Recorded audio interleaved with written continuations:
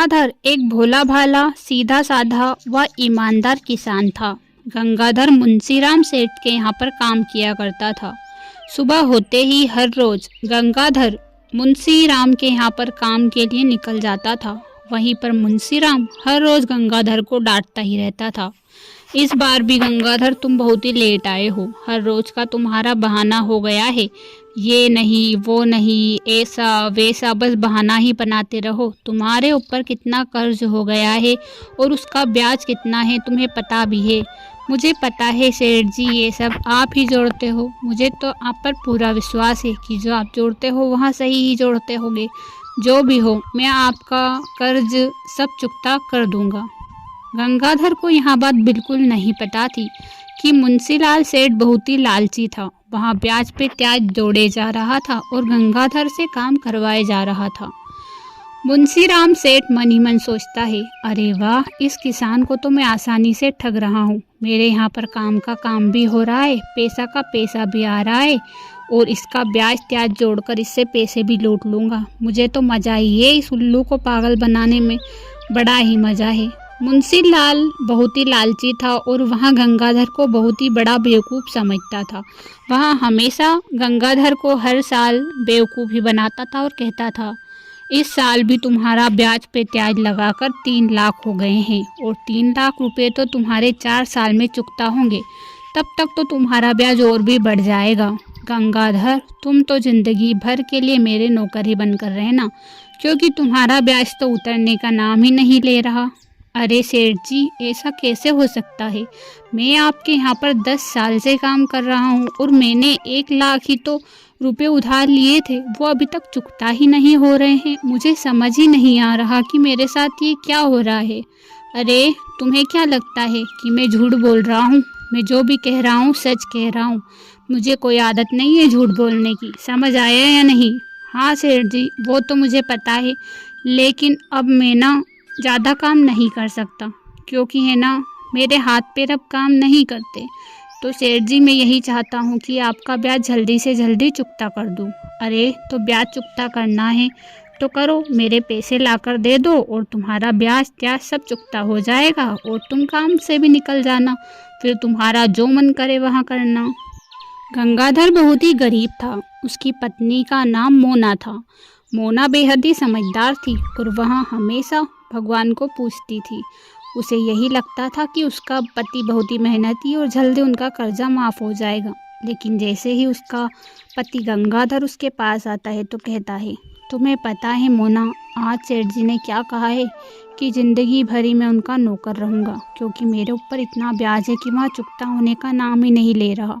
पता नहीं सेठ जी ने कितना ब्याज त्याज जोड़ दिया, मैंने तो इतने दिनों से देखा ही नहीं। मुझे तो पूरा विश्वास था कि सेठ जी ऐसा नहीं कर सकते, वहाँ ज़्यादा ब्याज नहीं जोड़ेंगे, लेकिन पता नहीं वो इतना ब्याज जोड़ रहे हैं कि मेरा तो चुकता करना ही असंभव हो रहा है। अब मैं क्या करूँगा मोना? अरे जो भी करोगे भगवान ही करेगा। मुझे मेरे भोलेनाथ पर पूरा विश्वास है। आपको पता है भोलेनाथ जो भी करते हैं अच्छे के लिए ही करते हैं। आपको पता है ना, भोलेनाथ हमेशा हमारे साथ अच्छा करते हैं, तो इस बार भी अच्छा ही करेंगे। क्या अच्छा करते हैं मोना? इस साल भी मेरा ब्याज चुकता नहीं हो रहा। मैं फिर से सेठ जी के यहाँ पर नौकरी बनकर रह जाऊँगा। मैं इस बार बिल्कुल भी नहीं चाहता कि इस बार मैं नौकर बनकर रहूँ। मैं खुद के लिए ही कुछ करना चाहता हूँ, कुछ ज़मीन खरीदना चाहता हूँ, लेकिन सेठ जी का ब्याज चुकता हो तब तो। अरे आप चिंता क्यों करते हो? एक काम करो, गांव वालों से पैसे ले लो और सेठ जी को दे दो। अगर आप सेठ जी को पैसे दे दोगे तो उनका ब्याज त्याज खत्म हो जाएगा, वो ज़्यादा ब्याज भी नहीं लगा पाएंगे और गांव वाले तो साधारण ब्याज ही लगाते हैं। इसीलिए अब सेठ जी ना चक्रवर्ती ब्याज लगाने लगे हैं, ब्याज पर भी ब्याज लगा रहे हैं, इसीलिए आपका ब्याज बढ़ता ही जा रहा है। ये बात तो तुमने सही कही मोना। अब मैं तुरंत सेठ जी से यह बात कह देता हूँ। गंगाधर बेहद ही भोला था। वह सेठ जी से यह बात कहता है, सेठ जी मैं आपका जल्द ही पैसे चुकता कर दूंगा। मैं गांव वालों से उधार पैसे लेकर आपको दे दूंगा ताकि आपका ब्याज चुकता हो जाए और मैं नौकर का नौकर भी ना रहूं। लेकिन गंगाधर, तुम उन लोगों को कहाँ से दोगे? वे लोग भी तो ब्याज ही लगाएंगे ना तुम पे। इससे अच्छा है कि मेरे यहाँ पर ही काम कर लो। नहीं सेठ जी, अब मैं और काम नहीं कर सकता। मैं गाँव वालों से उधार पैसे लेकर ही आपको दूंगा। कल सुबह होते ही मैं गांव वालों से उधार पैसे मांगने जाऊंगा। यहाँ कहकर गंगाधर वहां से चला जाता है। लेकिन सेठ के मन में अभी भी लालच था।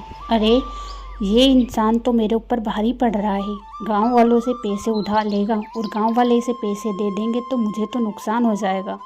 मुझे एक काम करना पड़ेगा, गांव वालों से साफ इनकार करना पड़ेगा।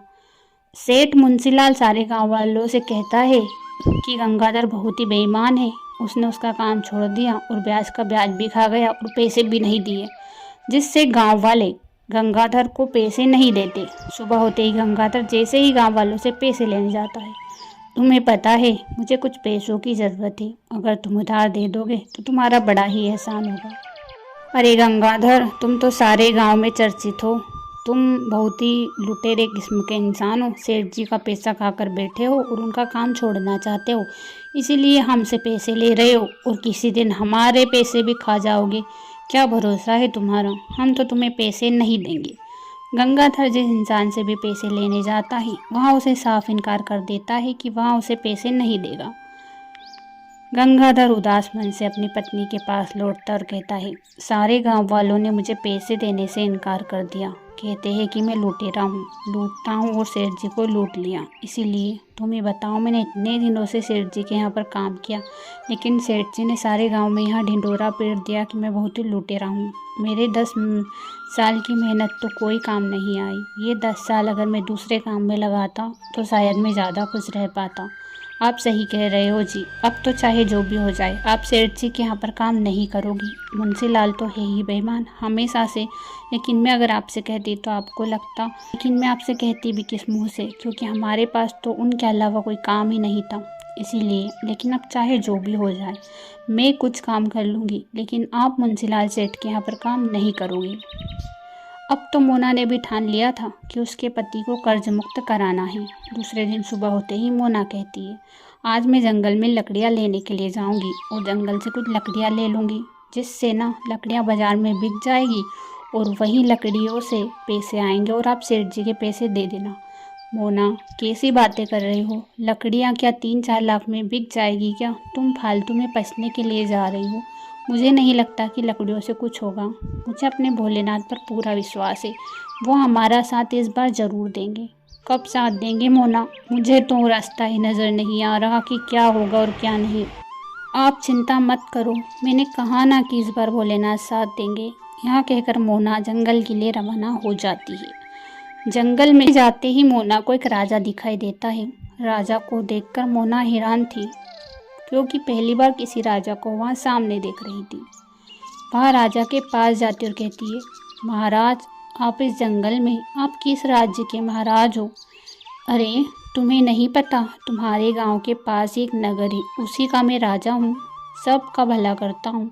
जो भी मेरे पास कुछ भी भावनाओं से आया है ना, मैंने हमेशा उसकी भावनाओं को स्वीकारा है और हमेशा उसे खुशी दी है। तुम्हें पता है, पास के ही नगर में रहता हूँ और मैंने सोचा कि आज जंगल शिकार पर चलते हैं तो शिकार पर आ गया।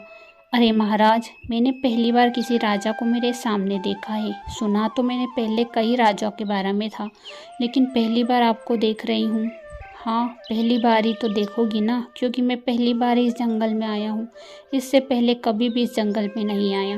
वैसे ये जंगल काफ़ी खूबसूरत है और मुझे लगता है कि तुम्हारा गांव भी काफ़ी ज़्यादा खूबसूरत है। तुम भी काफ़ी ज़्यादा खूबसूरत हो।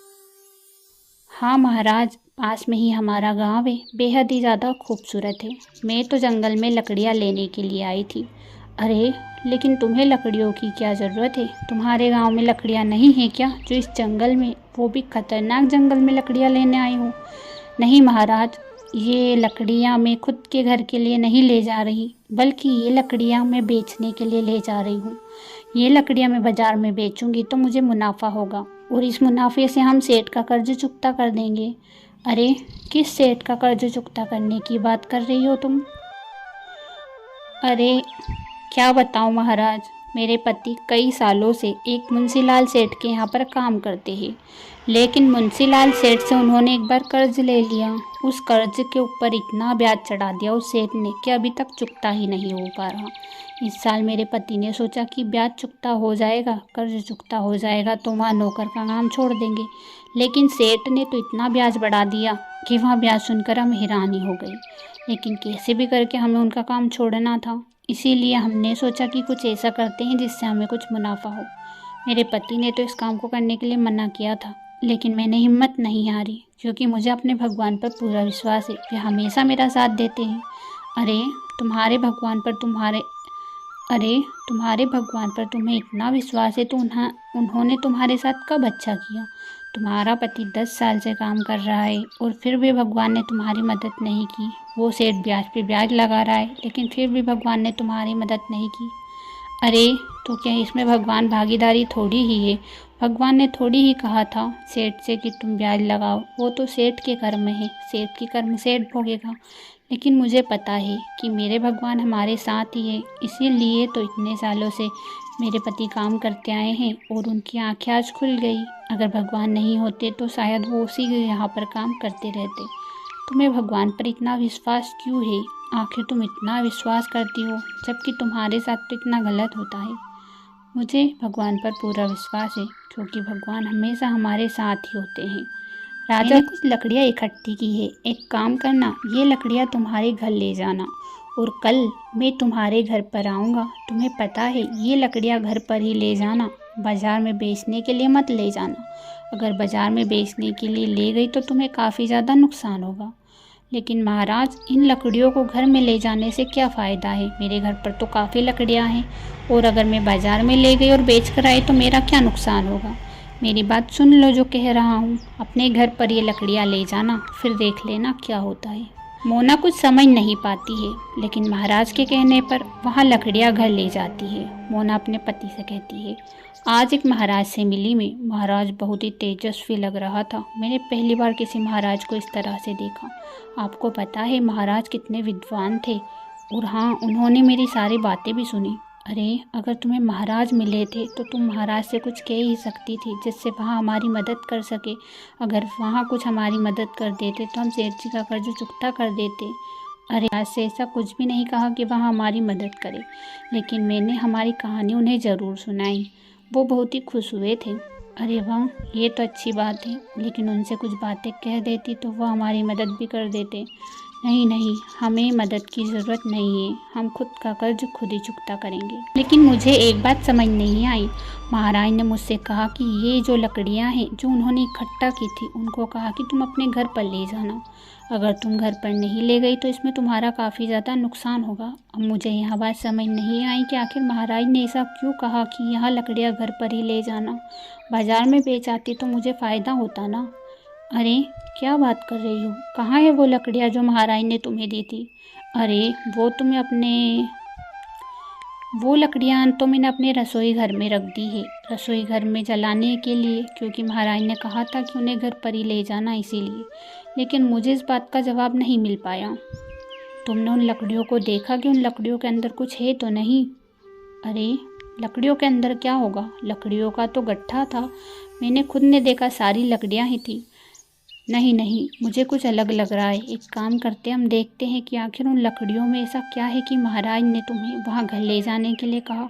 उसमें कुछ तो राज छुपा है, तभी तो उन्होंने घर ले जाने को कहा। अगर ऐसा कुछ नहीं होता तो वो तो बाज़ार में बेचने को ही कहते। चलो हम लकड़ियाँ देखते हैं। दोनों पति पत्नी जाकर लकड़ियाँ देखते हैं तो देखते हैं कि वहाँ लकड़ियाँ सोने की हो चुकी थी। यहाँ देखकर मोना हैरान थी। ए जी, आपने तो बिल्कुल सही कहा, यहाँ लकड़ियाँ तो सोने की है, लेकिन यहाँ सोने की लकड़ी कैसे हो सकती है? यहाँ तो मैंने खुद अपने आंखों से देखा था कि लकड़ियों का गट्ठा था, और यहाँ सोने की कैसे हो गई? यहाँ सब राजा का ही चमत्कार हो सकता है। वहाँ राजा कौन है मुझे तो नहीं पता, लेकिन कोई चमत्कारी राजा है। एक काम करते हैं, जहाँ वहाँ राजा तुम्हें मिले उस नगर में हम चलते हैं ना। उन्होंने तुम्हें पता तो दिया ही होगा।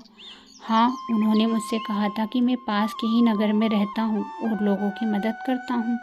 दोनों पति पत्नी दूसरे दिन जंगल जाते हैं और एक बुजुर्ग आदमी से पूछते हैं, चाचा जी, पास में ही कोई नगर है क्या जहाँ पर कोई महाराज निवास करते हैं? वो इस जंगल में आते भी रहते हैं। अरे बेटा, कैसी बातें कर रही हो?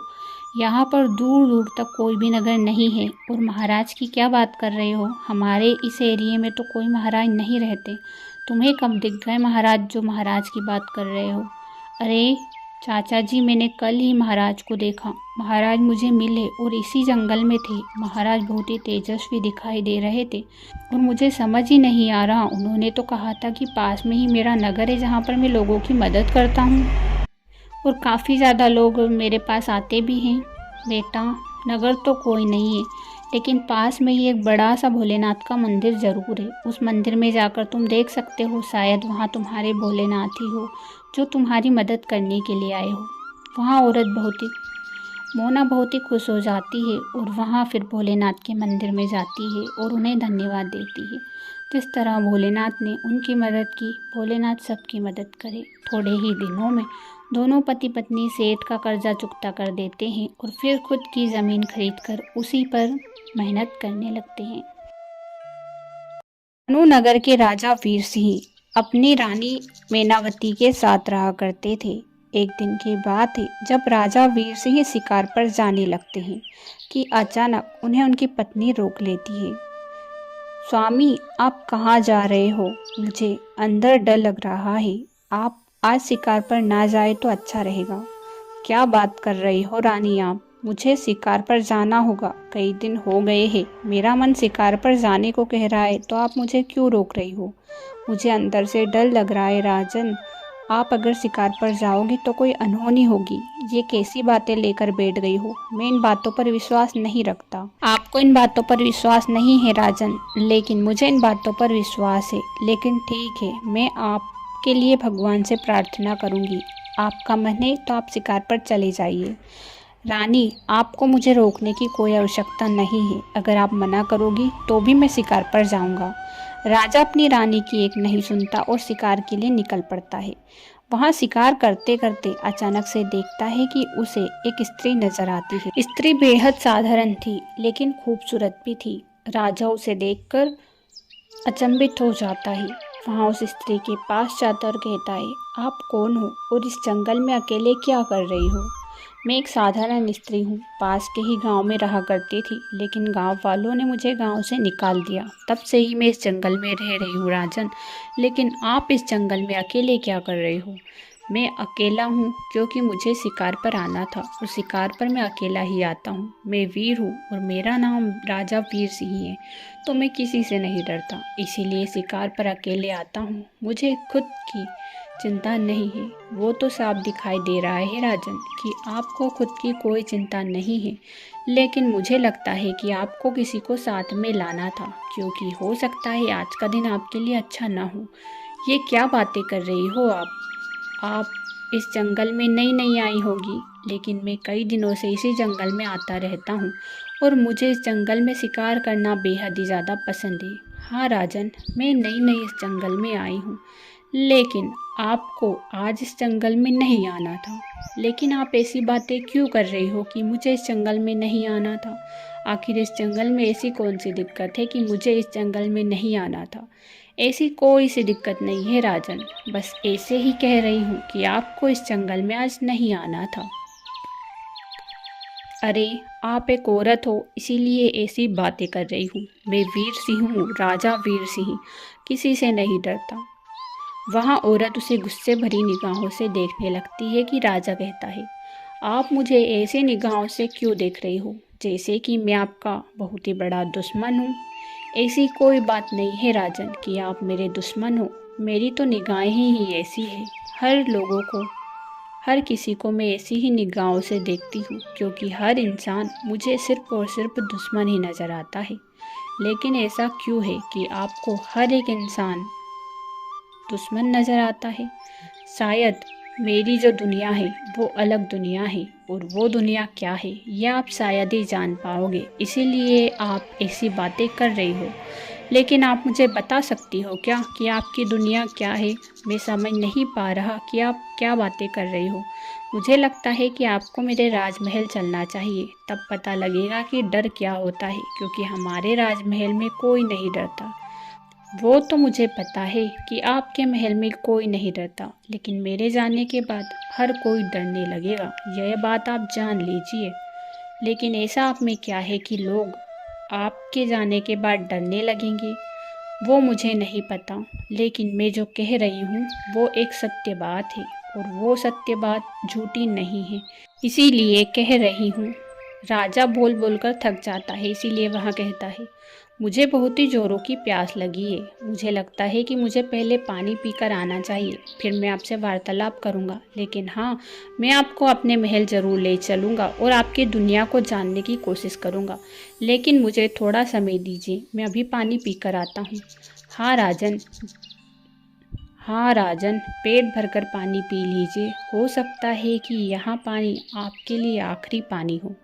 ये कैसी बातें कर रही हो आप? मुझे कुछ समझ नहीं आ रहा। अच्छा ठीक है, मैं आगे की बात बाद में ज़रूर जानूंगा। इससे पहले मैं पानी पी कर आता हूँ। वह औरत वहीं पर खड़ी रहती है और राजा पानी पीने के लिए तालाब की ओर बढ़ता है।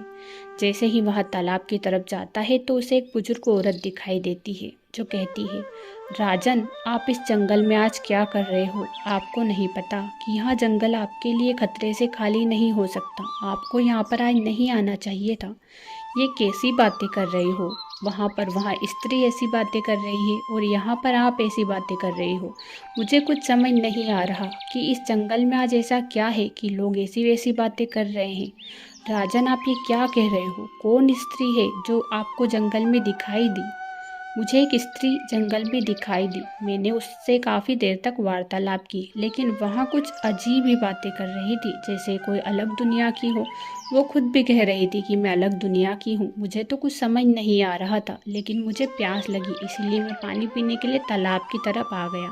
वहाँ औरत कहने लगती है कि जी भर के पानी पी लो, हो सकता है कि यह पानी पीना आपके लिए आखिरी हो। मुझे कुछ समझ नहीं आ रहा कि वहाँ औरत ऐसी बातें क्यों कर रही है।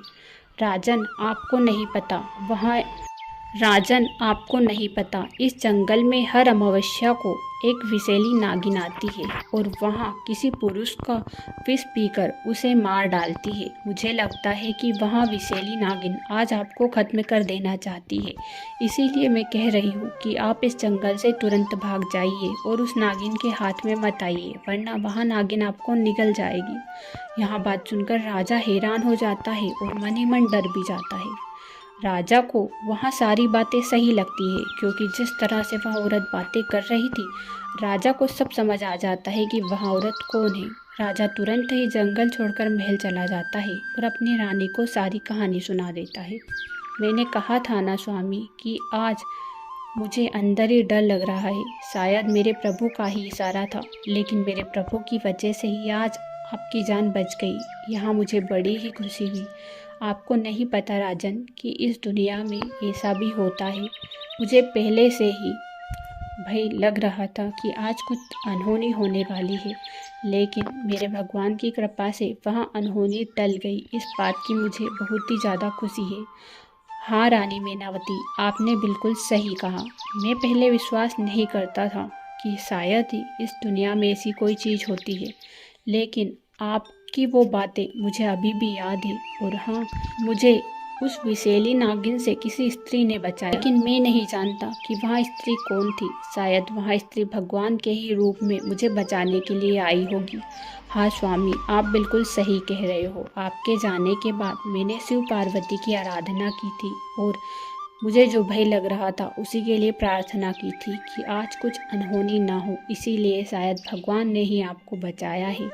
मुझे आज बड़ी ही खुशी हो रही है, क्योंकि मेरा मन जिस तरह से भयभीत हो रहा था, मुझे लग रहा था कि कोई संकट आने वाला है, वहाँ संकट टल गया।